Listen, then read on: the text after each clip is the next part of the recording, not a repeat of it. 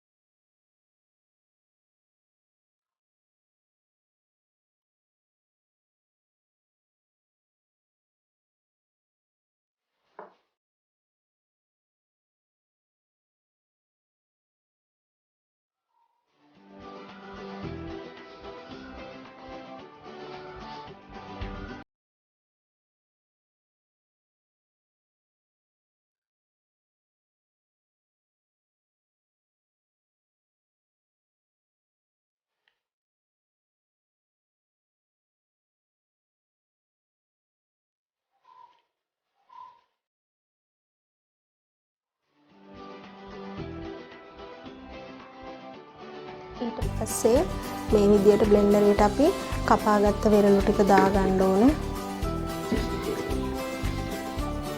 මේක වතුරට මිරිකලත් සමහරු ගන්නවා. කොයි විදිහෙන් හරි ඇට අයින් කරගන්න තමයි ඕනේ.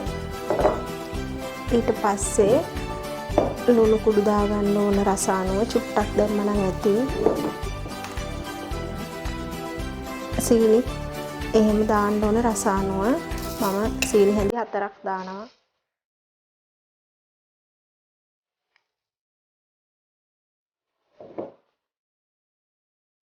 අයිස් කැට ටිකත් එකතු කරගමු.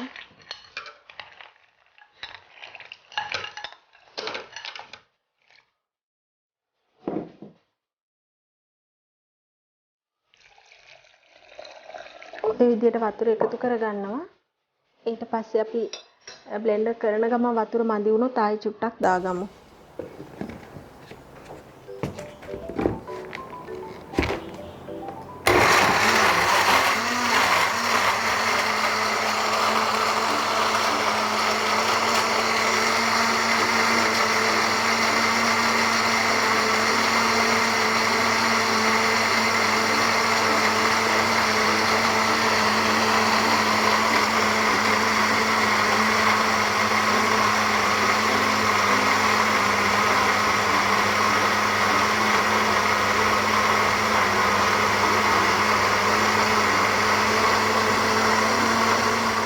මේක ගොඩක් උකු මිශ්‍රණයක් කියලා බැලු බැලමටම පේනවා.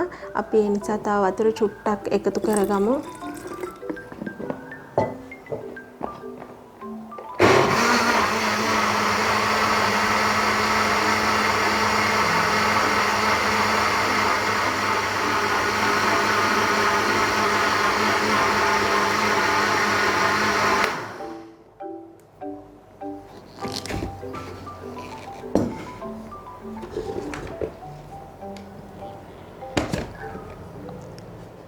අපිට දැන් මේ විදියට උක්කු මිශ්‍රණයක් තමයි ඇවිල්ලා තියෙන්නේ.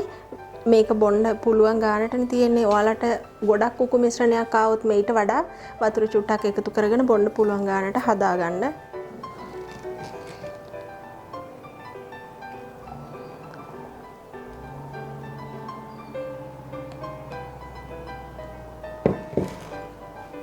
ඔන්න ඉතින් අපේ වෙරළු බීම එක අපි හදාගෙන ඉවරයි. රසවත් වගේම ගොඩක් ගුණවත් පානයක් වෙරළු පානය. එහෙනම් මේ වගේම තවත් අලුත් වීඩියෝ එකකින් ආයෙ හම්බ වෙමු.